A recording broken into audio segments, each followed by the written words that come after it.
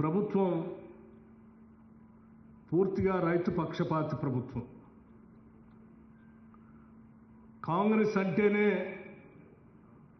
వ్యవసాయం, కాంగ్రెస్ అంటేనే ఉచిత కరెంటు, కాంగ్రెస్ అంటేనే రుణమాఫీ, కాంగ్రెస్ అంటేనే మద్దతు ధర, కాంగ్రెస్ అంటేనే మద్దతు ధరతో పాటు ప్రోత్సహించడానికి కావలసిన విధంగా బోనస్ ధరలు కూడా.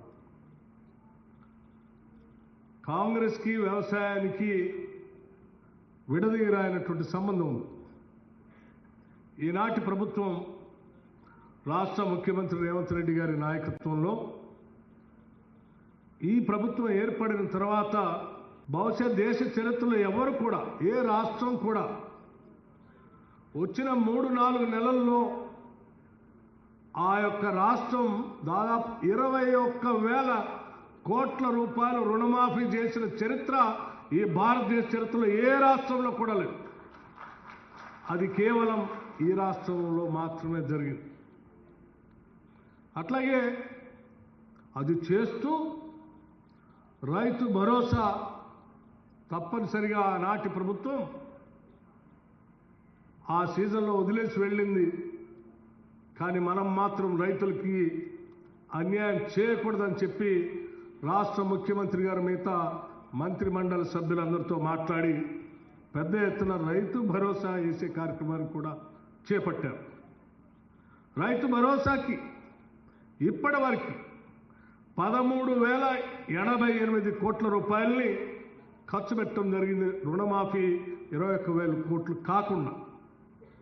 అట్లాగే బోనస్ సంబంధించి 1,199 కోట్ల రూపాయలు ఈ దేశ చరిత్రలో ఎవ్వరు కూడా ఇంతవరకు మద్దతు ధర గురించి మాట్లాడారు తప్ప పండించిన పంటకి బోనస్ ఇస్తామని చెప్పి ఇచ్చిన మాట ప్రకారం పండించిన వడ్లకి, ధాన్యానికి, సన్నధాన్యానికి క్వింటాల్కి 500 రూపాయల లెక్కగట్టి 1,119 కోట్ల రూపాయలని ఇచ్చినటువంటి ప్రభుత్వం ఈ దేశ చరిత్రలో ఏదైనా ఉందంటే అది కేవలం ప్రజాప్రభుత్వం, మన ప్రభుత్వం మాత్రమే. ఈ రాష్ట్రంలో ఉన్నటువంటి రైతాంగ సోదరులకు సంబంధించినటువంటి అన్ని వ్యవసాయ యోగ్యమైనటువంటి భూములన్నిటికీ 1,49,39,111 ఎకరాలకి పూర్తి స్థాయిలో రైతు భరోసా సంబంధించి వారి అకౌంట్లో డబ్బులు వేసేటువంటి కార్యక్రమాన్ని మీ అందరి సమక్షంలో ఈరోజు ముఖ్యమంత్రి గారు ఇక్కడ నుంచే కంప్యూటర్లో నొక్కి వారి అకౌంట్లందరికీ డబ్బులు వేసేటువంటి కార్యక్రమాన్ని ఈరోజు ఇక్కడ నుంచే చేస్తా ఉన్నాం. పూర్తి స్థాయిలో ఎకరం కాదు, 2 ఎకరాలు కాదు, 5 ఎకరాలు కాదు,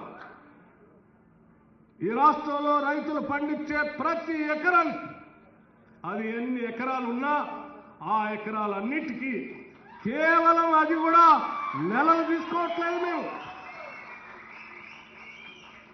నెలల తరబడి కూడా తీసుకోదలుచుకోలేదు.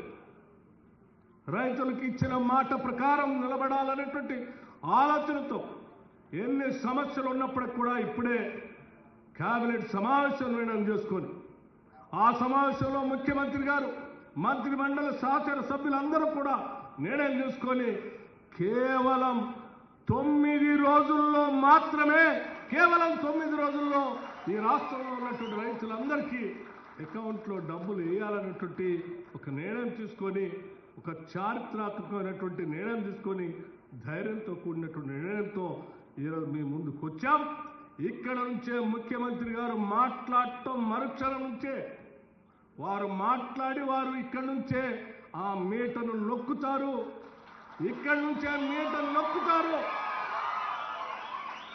ఇక్కడ మీటర్ నొక్కుతా ఉంటే అక్కడ రైతుల అకౌంట్లో టింగ్ టింగ్ టింగ్ అంటూ డబ్బులు పడేటువంటి కార్యక్రమాన్ని చేసేటువంటి కార్యక్రమాన్ని ఇక్కడ చేయడానికి వచ్చాం. ఇంకో విషయం కూడా చెప్పదలుచుకున్నాం మీకు.